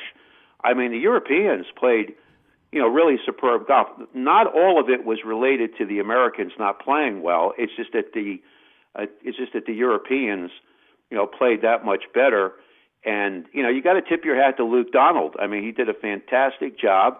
They only had 1 rookie on the European team from Rome, so these guys were really ready to rock and roll and play and get things done. On our side, I think you have to look at, and again, I think Scheffler, more than anybody, Scheffler is aware of this. He even mentioned in his press conference yesterday he didn't want to let his teammates down. They kind of rallied around him. But to only come away with 1 point, given his dominance, is, to me, it's like, basically it's what Tiger used to do at Ryder Cup. You'd see Tiger come in, he's Tiger Woods, and yet all of a sudden he wouldn't be able to produce the kind of point totals that you have to have from the guy who's your world's best player. Mm-hmm. MJ Ward with us for a few more minutes recapping the Ryder Cup. And MJ, maybe a two-parter here. First off, following up on Phil's discussion about the Victor Hovland situation, is that a good rule for the Ryder Cup? And then to your point about Scotty Scheffler, if he is on the next Ryder Cup team, which I can't imagine he wouldn't be, do you just sit him in foursomes and save him, let him go play four ball because he gets to play some ball? Chris, I got to tell you, I have to. I mean, my opinion is Scotty Scheffler. You ride. I don't care if he's hitting shanks in the fairway. Okay, you have to ride Scotty Scheffler. I mean, he's number one. You don't take him out. I mean, to take him out is what that would show the Europeans is you're panicking. You're panicking. You can't take him out. He can turn it around in a moment's notice. Why he didn't have it at Bethpage, God knows that answer. I don't know the answer. As far as the rule situation, I think that's something that they'll probably have to talk about and figure out what's possible on Sunday. Do you have an alternate? Okay. Do you have a guy waiting in the wings that you then say, like a relief pitcher, he comes in if there's an injury? I think they have to really give this some serious thought. It does not happen that often. Okay. So I think that's something you have to really ponder and think about. But you got to give the Europeans credit. Every time that they come to the state, guys, this is the fifth time since 1987 that they've won on American soil. We've only won one time in '93 on European soil. So they don't look upon playing here as being some kind of deterrent to their success. And they really were ready to play. And you have to tip your hat to their starting five. You got McIlroy, you got Tyrrell Hatton, you got McIntyre, John Rahm, and Tommy Fleetwood. You give me any five Americans, those five Europeans are right there with anybody on the planet. And you have to be able to demonstrate, that the Americans are prepared to understand that this is going to be a battle all the way through. But the foursomes play that we have had over the last several Ryder Cups is not good. You can't wait till singles matches to think that you're going to pull aces and pull this out of the hat. That's just the way it is. Well, how do you get better? How do you win those matches? Well, I think automatically you're going to have some kind of training camp where you get players closer together sometime after the Tour Championship is done. Our guys, I think our guys have that kind of, the Clint Eastwood, hey, I'm on my own, I do my own thing.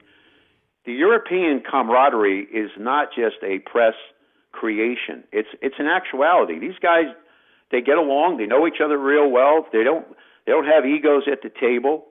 But I really do think you have to get familiarized with foursomes play and find out what guys can be playing with one guy. It's not as easy as some people think.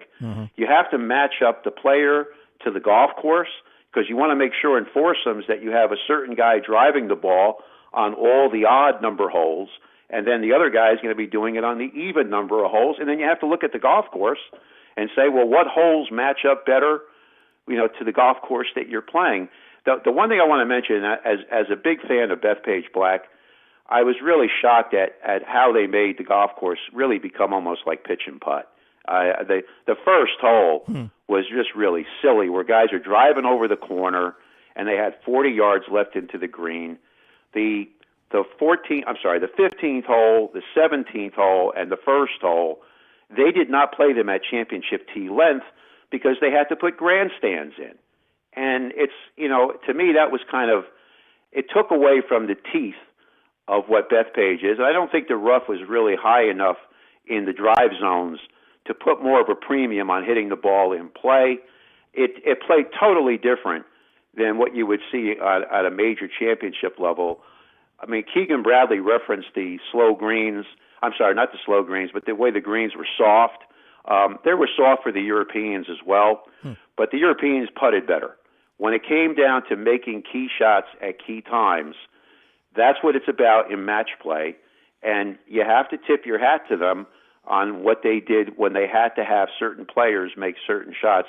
The Lowry match, Phil, I agree with you on this. We'll never know the outcome to that. But if Henley wins that point, I would say that it's 50-50 from that point on who wins the Ryder Cup, because the pressure would only be mounting on the Europeans.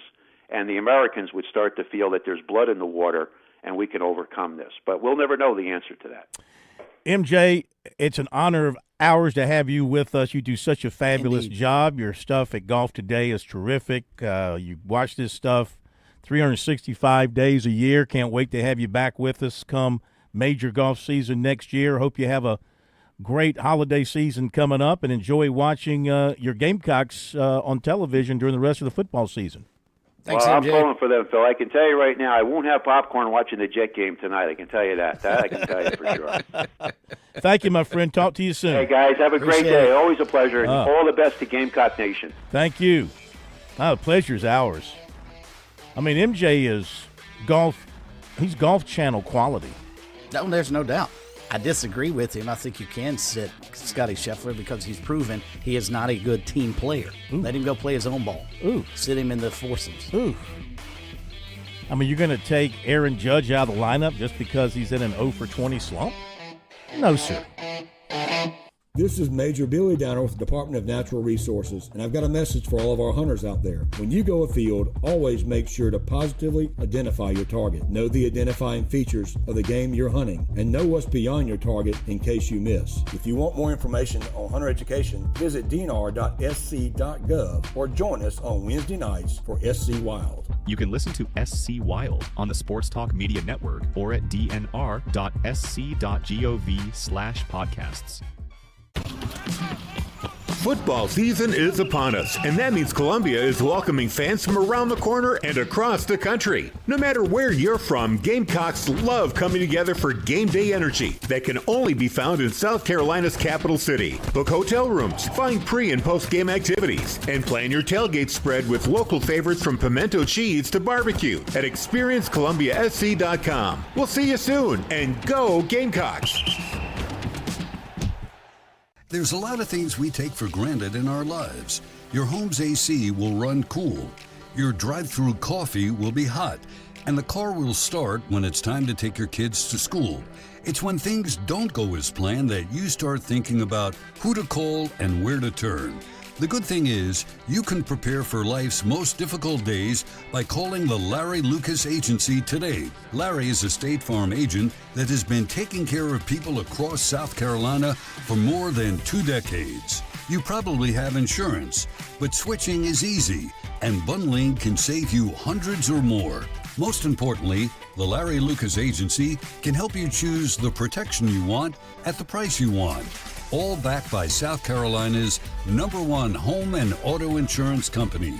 Visit LarryLucasAgency.com today or give Larry a call at 803-799-1998.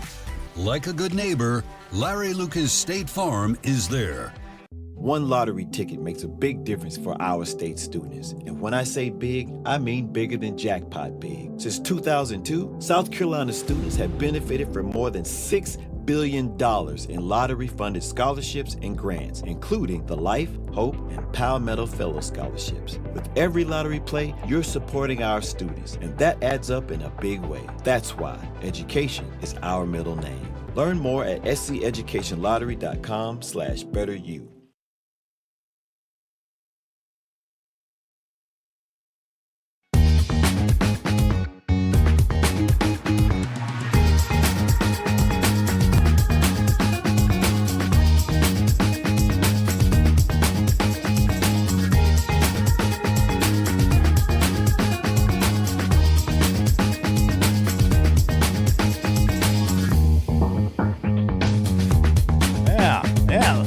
Plumber, Groovin', from the Plumber's collection of groovy hits. I like it. Good stuff, Plumber. Hey, the beach is still here. You guys didn't get blown away, did you?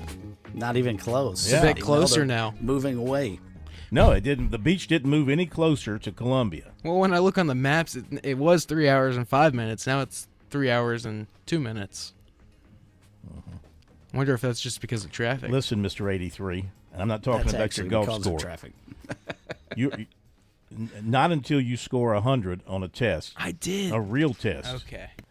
So, since the beach is still there, you need to get down there and enjoy it. Call Jimmy Smith today, tonight, tomorrow, 843-237-1400. 4246.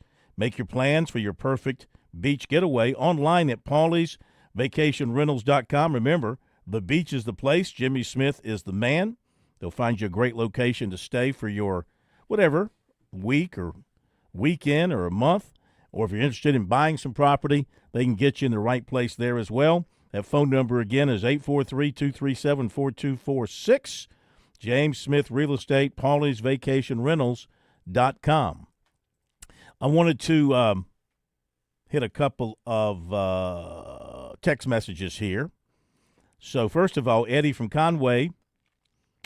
Yeah, this is an excellent point. Remember, I didn't realize this. When Kentucky scored their first touchdown, I think it was McGowan, he threw the football into the stands, just rifled it, ended up hitting Lenoris Sellers' grandfather. What are the odds of that happening? Yeah, I know. I mean, they seriously. Picked a worse guy to hit in the USC stands. I mean, first of all, he should have been – where was the unsportsmanship flag? No doubt. How did the officials miss that? And then number two, of course, he hit his grandfather, which just happened to be the coincidence. So that's not good. And then Eddie says all refs should have to answer in front of reporters in a presser like the coaches do after the game. Just the fact they know they have to do that may clean up some.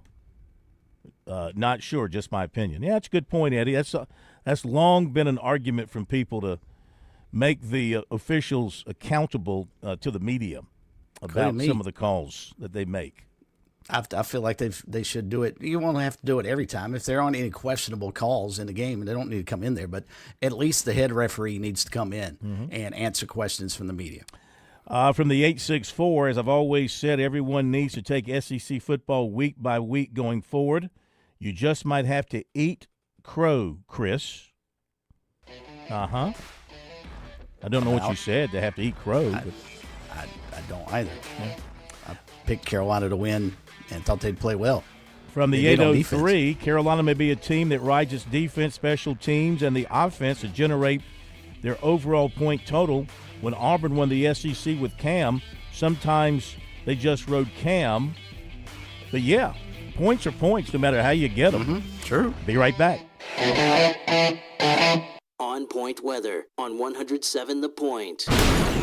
Here's tonight's forecast. Overnight showers are possible with a low temperature dipping down to 68. Tomorrow, mostly cloudy, a 30% chance we get some more rain. It'll be a bit breezy still. The high is 76. The rest of the work week looking great. Mostly sunshine-filled skies Wednesday through Friday, and high temperatures hovering around 80 degrees all the way into the weekend. Our lows dipping down to the 50s from Wednesday on. I'm Cal Moss with your On Point local weather. At Palmetto State Armory, we offer the largest selection of guns and ammunition at unbeatable prices. Our knowledgeable and friendly staff are here to provide personalized assistance, ensuring you find exactly what you need. If you enjoy outdoor activities like hunting, camping, or hiking, our clothing and outdoor gear collection has got you covered. We also feature an exceptional indoor range facility where you can experience the thrill of shooting in a safe and controlled environment. Visit us today at PalmettoStateArmory.com or your local retail store. Palmetto State Armory, American made for life. With SRN News, I'm Keith Peters in Washington. An attorney for the 22-year-old man charged with killing Charlie Kirk asked a judge Monday for more time to review the large amount of evidence in the case before deciding if the defense will seek a preliminary hearing. A preliminary hearing would determine if there's enough evidence against Tyler Robinson to go forward with a trial. Utah prosecutors have charged Robinson with aggravated murder and plan to seek the death penalty. President Trump has laid out a 20-point proposal that would end the war in Gaza and free remaining hostages. It's supported by Israeli Prime Minister Benjamin Netanyahu, who met with Trump at the White House on Monday. Hamas is now reviewing the proposal, which leans heavily into conditions the terrorists have previously rejected. More details at srnnews.com. Hello, this is Stacy Huff, host of Huff Nation Sports Zone, each and every Saturday, 10 to 11 a.m. right here on 100.7 FM, The Point, and also 1470 a.m. It'll be a fun trip around the world of sports. Huff Nation Sports Zone, check it out. Lots of plumbing companies out there. Few are truly local. Time to discover the difference with Franklin Plumbing and Drain Cleaning. See, when I faced plumbing woes at the Cohen home, Josh and his dedicated team, well, they were my go-to solution. They make a commitment to exceptional service. They arrived on time, clearly detailed all the costs and procedures, and efficiently handled all my repairs without any surprises. These days, how often do we complain about a lack of customer service out there? With Franklin Plumbing and Drain Cleaning, these folks are professional. They're courteous. They're skilled at what they do, and they've earned my trust, and they've earned my recommendation to you. From urgent repairs to the tankless water heater you've always wanted, they've got you covered. Visit franklinplumbing.sc.com or call 799-2222. That's 799-2222. Hey, you tell them Kev sent you from The Point. I'm pretty sure you'll want to thank me later. When it rains, it sometimes pours. Is your chimney leaking? This is Drew from Chimspector. We can fix it. We'll find the leak and solve the problem. When a leak occurs, it can cause damage inside your chimney system that can create hidden hazards. Maybe you haven't used your fireplace in years and you're scared to try it. Let us come out and take a look. You'll be enjoying the crackling sounds of a fire before you know it. We're local, fully insured, industry certified, and we care. Online at chimspector.com or give us a call at 803-859-5858. That's 803-859-5858. If you've never had genuine Wagyu or here for steaks and burgers, you don't know what you're missing. Time to order the best of the best from HandJCattle.com. These are local farmers in Saluda where tradition meets quality. The best quality beef and a discount for Point listeners. Enter keyword The Point as one word and get 10% off, plus free delivery in Lexington and Richland County orders of $50 or more. It's cooked in season over at HandJCattle.com. Hi, I'm Tazima. Join me every Saturday at 11 a.m. for Small Business Saturday. We'll celebrate business owners in our community while learning their stories of success and failure. It's Small Business Saturday right here at 100.7 The Point. Want to hear my success story? I'm Fran Halloran, the money coach. I'm celebrating a decade of partnering with The Point. It's one of the best decisions I ever made. I've used The Point to significantly grow my small business. It started with a meeting with Kevin Cohen. Do you own a small business? Are you on a limited budget? No problem. Reach out to Kev at 563-8558. Get a customized plan and start your journey to business growth with The Point today. Success is one call away. Take the leap.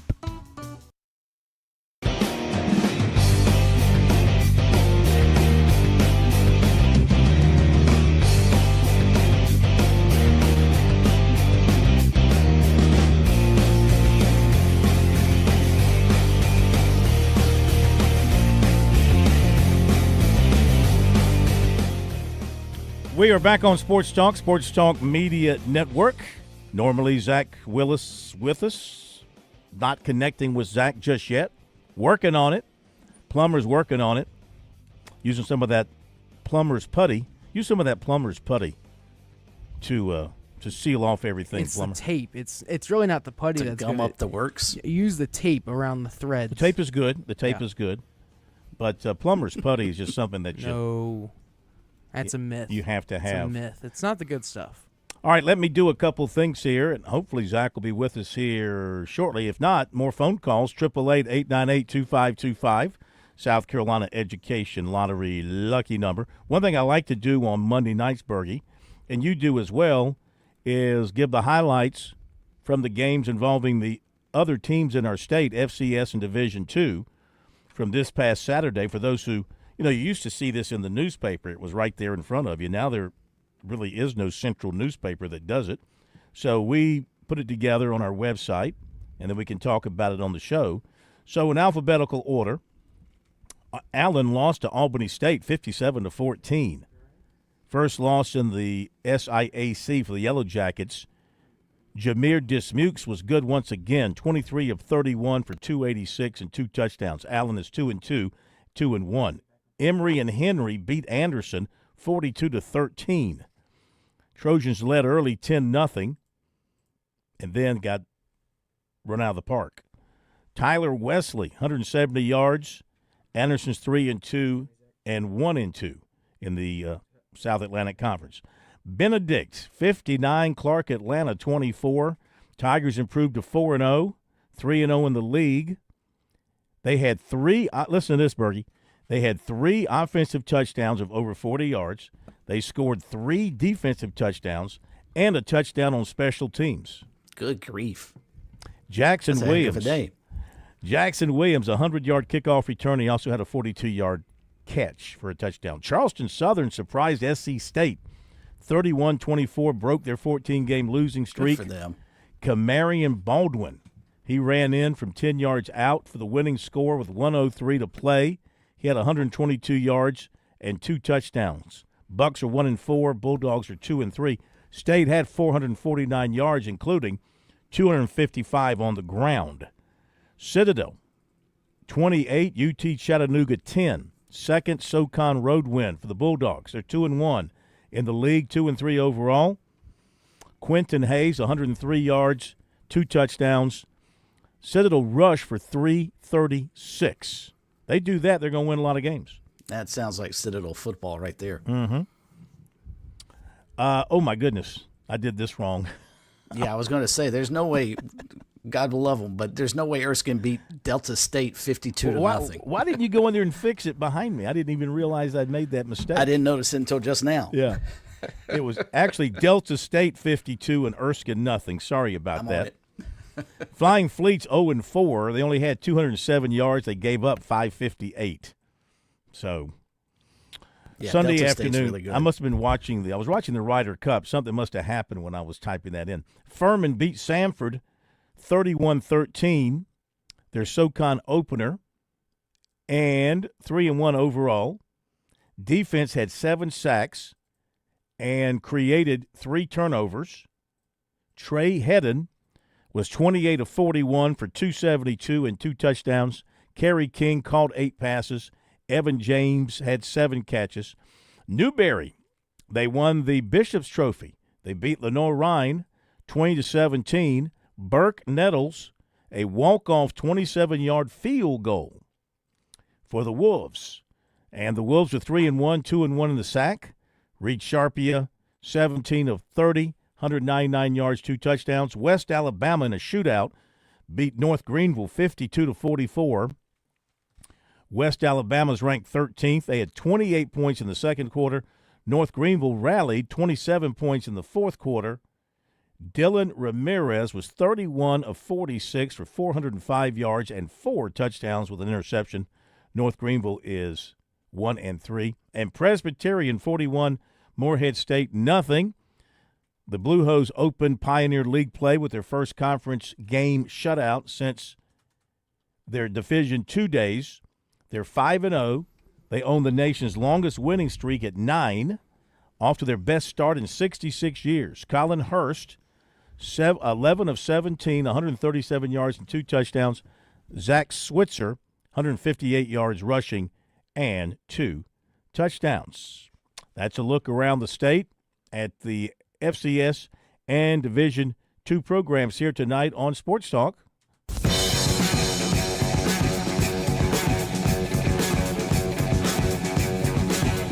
Now, First and 10 with Zach Willis on the Sports Talk Media Network.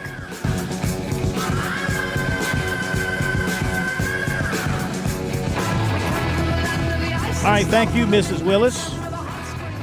Hey, I'm always late. Other people can be late. I'm used to it. Isn't that right, Bergie? I'm always late. Oh, this is true. This is absolutely true. Coach Zach Willis, First and 10. How are you? I'm late, and I owe you some laps, I reckon, Phil. How about some up-downs? What was your 57? Whew, I'll do it. I guess I got to do what you say. I'm late. What you got to pay the piper. What was your number one punishment drill back in the day? Rolling. Well, we had a bunch of them, but rolling, have them roll 100 yards, that'll break anybody. I think that'd be more fun than punishment. You know, it's funny. A guy introduced it to me at South Carolina, John Fabris, and I thought the same thing. He said, "Just come out and watch it." So we had to get a couple boys out. I won't call any names, and took them out. And he had them roll behind the lawnmower while they were cutting the grass at Williams Bryce. And they didn't have shirts on. They just had their shorts on and their everything, and they looked like Incredible Hulk when they got up. Of course, that ryegrass and Bermuda ate them up pretty good too. But I think they learned a lesson about being late for a meeting. But that was the one that I thought really, when you couldn't get anybody any other way, that inner ear starts getting get that vertigo effect going about 50 yards, and you can get some results out of that, some memorable results for sure. All right, I'm glad I never had to do that. Now let's talk about South Carolina, Kentucky. What'd you see? Good, bad, ugly? Oh, I saw a lot of good. I mean, and I think a big thing about this ball game is it really re-emphasizes the fact that you do have Beamer ball going on in Columbia, and Shane Beamer, I give him a lot of credit. You know, he tries to sidestep that as much as he can, and I think he used it as a little motivation this week. Somebody slipped up and disrespected him a little bit by saying they'd never heard of it in South Carolina, and well, they came out, and when they needed big plays, the defense and special teams made them in big ways, especially the defense. And that game started out, Kentucky was looking pretty good, looking real good, very physical team. And we all know Stoops is going to bring a physical bunch no matter where they are. But the disparity at quarterback at the end of the night, Phil, was the key to that ball game. South Carolina had a massive advantage there, more so than normal. And the defense really took advantage of UK being young at that position and just took the momentum away in that game and held on to it, which we've seen this happen with these Beamer coach football teams. They get better as the year goes on. And once again, as the game goes on, the offensive line literally, first half didn't look great, first quarter looked pretty bad, and by the late end of the game, they had beat Kentucky in the submission up front. Really did a nice job imposing their will up front. Defensively, they just the two turnovers within 45 seconds that really turned the game in their favor, and then they really didn't let up on defense in the second half. They pretty much smothered Kentucky, and then they did have it's complementary football that they keep talking about. They had that punishing ground game in the fourth quarter. That's the kind of combination you want to have. Absolutely. One of the things that you love about the way they coach in Columbia, at least for me, and is the key to being a winning football team, is you have to be able to play great defense, be relentless, and pursue the ball, and that turns into big plays because the effort's there, and then have a punishing running game. And a lot of times, the NFL did a study, I guess when I was at Michigan State, and we subscribed to it big time, especially when we were winning Big Ten championships, that if you could get above 25 attempts in a game, you almost always won the game no matter what the attempts looked like, because over the course of time, you'd wear the other team down. And of course, you got Le'Veon Bell and people like that running the football at 230 pounds. It doesn't hurt. But South Carolina is very much that way. They've got their offensive line coaches are outstanding. And they're going to coach those kids to be physical at all costs. Sean Elliott showed that when he was here before with Coach Spurrier. He showed it at Appalachian State with 3 national championships. And, he's a guy that I've been friends with a long time. And in very, very, very similar fashion to what I believed in football needing to be winning all the time. You go back to your days with Lombardi Field. Everything started and stopped with the people up front on both sides of the football. That's where the game's won and lost. And the mentality that South Carolina has, I love it's a 12-round heavyweight fight. And that's a great mindset for playoff football too. Is you don't get too down over one loss. It's one round. You learn from it and get up and go for the next round. I really love that philosophy. And I'm liking what I'm seeing. South Carolina lost a lot of players, okay, and they've struggled, but they usually do struggle early and come on later, and that's what we're seeing right now. No question about it. Zach Willis, 1st and 10, here on Sports Talk on this Monday night. So probably a good time for South Carolina to have an open week, build on the win against Kentucky, get some people healthy. But they have a tough road ahead. They could be a good team, but the record might not reflect it 5 weeks down the road when you consider all the highly ranked teams they're going to be playing, including 3 on the road. Then again, and I'm sure Beamer will address it this way to his team, this is an opportunity. This is an opportunity for them. It's out in front of them. If they can, they still have to play a lot better football across the board. They still make too many mistakes. They didn't have as many penalties as they had the last week, but they still had a few that you can eliminate. They still need some other receivers to emerge. They still need to hammer away at the running game. But I'll say this. If you don't want Sellers running for his life like he did against Kentucky a few times where he had to use his incredible athleticism to escape sacks, but if he plays that way, if he plays that way like he did in the Clemson game, and if he plays that way moving forward as far as mixing in the run with his arm is fantastic. I mean, that gives him a real good chance offensively in many of these games, and it changes everything. All of a sudden, even though the offensive line didn't do their job and they let guys crash in on him and he's forced to scramble and run, he turns a negative into a positive. Everybody feels good, and it looks good on paper. Oh, yeah. And it breaks the will of the defense. And then coordinators see that next week, and they're like, okay, we're going to spy him. We're not going to pressure him. And that makes it easier on the offensive line and both the run and the pass. And if they can mix in some play action, which, Dow Loggins was really good at doing.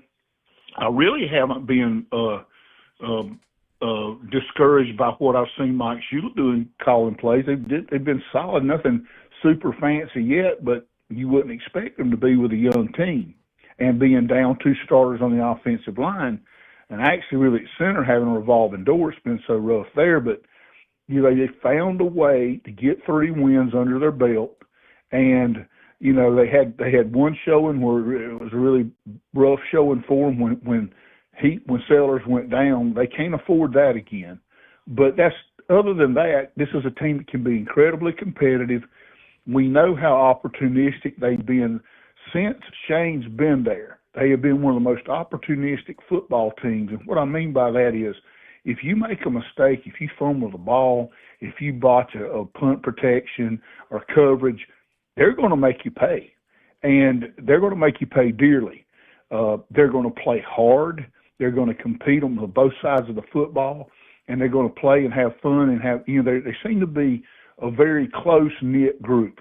And we've seen how powerful that is up the road at Clemson. And their greatest teams have been the teams that had the most camaraderie and were very close and close-knit to each other. And we're seeing that in Columbia out of these South Carolina teams. This team is not the most experienced or talented, especially at running back. But they're just, like you said, Phil, finding a way to move the ball on the ground. And when Sellers starts scrambling around, has a few designed runs, but really when he extends those plays, he's a more athletic version of a guy like Ben Roethlisberger, who devastated defenses in his career by just making a couple of plays with his feet. Mahomes does it better than anybody. But he's got that quality, and it drives defenses crazy, and it can break their backs. They draw up a blitz, come clean.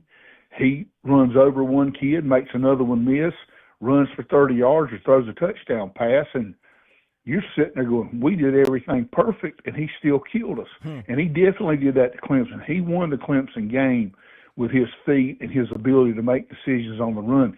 He's one of the best on the run. I guess he's ranked top in the country once he breaks the pocket over the last year, going back into last season. So that says it all. And I think you nailed it when you said that they're a very dangerous team for anybody to play because of him and the philosophy that their coaching staff drills into them. As always, Coach, we appreciate it. We will talk to you next week. Gamecocks are off. Clemson has a big one for them in Chapel Hill, so we'll break that down next Monday night, see how the Tigers do, if they can get back on the winning track. Don't see why they wouldn't against this North Carolina team. Yeah. We'll talk to you about that next week. Hope you have a great week. Thanks, Coach. I'll go do my up downs. Y'all have a good night. Yeah. Now I want you to do those 100-yard rolls. That's what I want. I want the 100-yard roll. You just trust me. I'll do them. I want you to find I want you to find somebody cutting the grass so you can be right there and have it spray on you. All right, thank you very much. Appreciate you, Have man. a good one, guys. You too, buddy. All right, there you go, Zach Willis. Tomorrow night will be a Talking Tuesday. We'll hear from Dabo Sweeney. Wednesday, it will be, of course, Chalk Talk. Coach Reedy is going to be on an island somewhere, but he said he thinks he'll have. He thinks he'll have a connection. And Coach Ellis will be in his condo, of course, in Central. Back in a moment. Your home is where your memories live. It's where you laugh and where you love. We understand the importance of the valuables under your roof, tangible and intangible alike. So no matter what's around the corner, we'll be there, offering you and your family the support that's made Farm Bureau Insurance a trusted name for nearly 70 years. You deserve more. You deserve a promise. Learn more at scfbins.com. Call me, Alex Satterfield, at 803-749-9171 for all of your Midlands insurance needs. South Carolina's taste buds have spoken, and they're asking for beef. There are more than 7,800 farms raising cattle from pasture to plate in the Palmetto State. So whether it's steaks on the grill before the big game, sirloin medallions plated for date night, or burgers with a family, make sure beef is a part of your playbook this football season. Smoked, grilled, and slow roasted. Find the best way to enjoy your beef at sccattle.org. Beef. It's what's for dinner in South Carolina. Funded by the South Carolina Beef Council, part of the Beef Checkoff program. Traveling can be the worst, especially when you can't find your favorite show. Well, don't worry. We've got the perfect way to keep up with everything happening in the Palmetto State when you're away from home. Just pull up the Chief Sports app on your mobile device, and you can listen live to Sports Talk. All right, welcome in, everybody. Sports Talk Media Network. So the next time you can't find us on one of our great radio affiliates, just log on to the Chief Sports app, the best way to stay connected with the Sports Talk Media Network. When South Carolina's best high school football players take the field at the Touchstone Energy Cooperatives Bowl, they're backed by a powerful team of their own. As proud title sponsors, your local co-ops celebrate more than just a game. It's a tradition where talent shines, where teamwork matters, and where community spirit takes center stage. Don't miss the 78th Touchstone Energy Cooperatives Bowl, December 13th at Doug Shaw Memorial Stadium in Myrtle Beach, powered by your electric cooperative. G3 here with Tsunami Bar Sports, and it's time for a fall preview. That's right, 720 Chris Drive, 378 and I-26, Frontage Road, where you can now preview the best technology for golf known to man. It's the Tsunami Bar. It's live weight. It's the only technology out where you get your tempo and flow going before you play. Now, it also serves as a pattern support tool. 720 Chris Drive, Frontage Road, 378 and I-26. You also can visit the Garage Gym Pro Shop. Pick up your tools, take them home, and while you're here, tour the Scramble Course 6-hole pitch and putt right now. The Sports Talk Recruiting Report is sponsored by Seawell's Catering.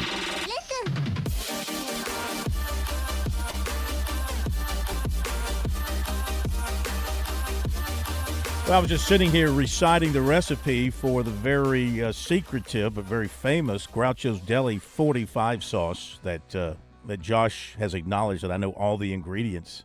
He has broken code. Certainly have not. Broken the code. Not sure what that has to do with recruiting, though. No, but I'm saying the recipes there at Seawell's also secretive.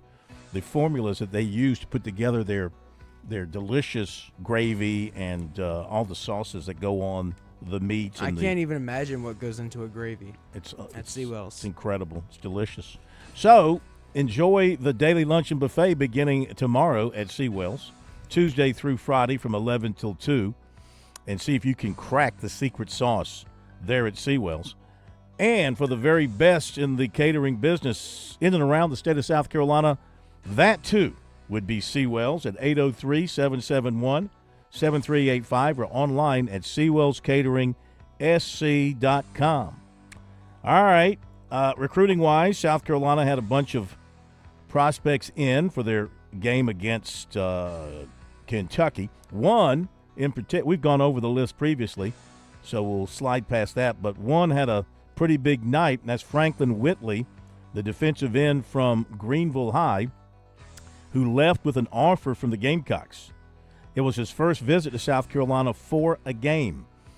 And he was going to go to Georgia on Saturday night, but South Carolina defensive ends coach Sterling Lucas was at his game on Friday, so he and his father decided to come to South Carolina instead. Glad they did, he said, because they picked up that offer from the Gamecocks. He'll definitely be back for the South Carolina-Alabama game.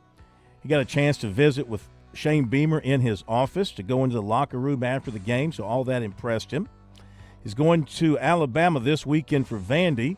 He'll be at Auburn when they play Georgia.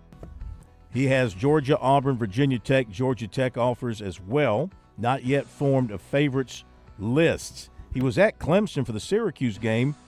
Has not yet been offered by the Tigers. Instead, he really hasn't heard much from them since he was at that Syracuse game. Defensive back Garyon Hobbs, 6 feet 215 of Louisville in the 27 class, primarily a safety. He was at Clemson for the LSU game, and the Tigers are high up on his list after taking that visit. He also can play nickel and linebacker. Michigan, Michigan State, Missouri, Notre Dame, Oklahoma, some of the others who have offered and who are involved with him at this point.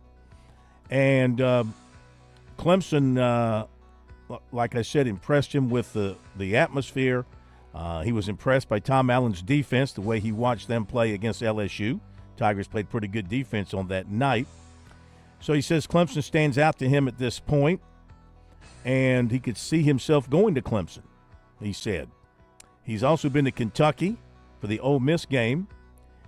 He's been to Indiana for the Illinois game. He's also going to be going to Notre Dame, Michigan, Oklahoma, Alabama again, Vanderbilt, and SMU.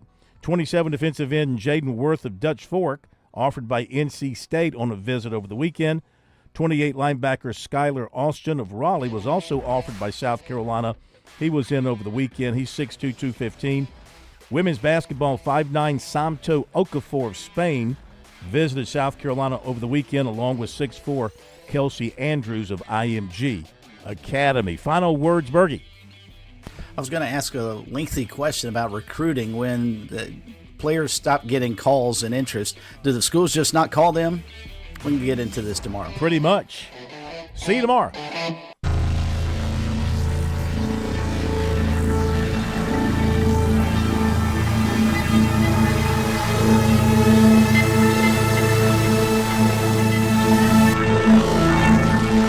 WQXL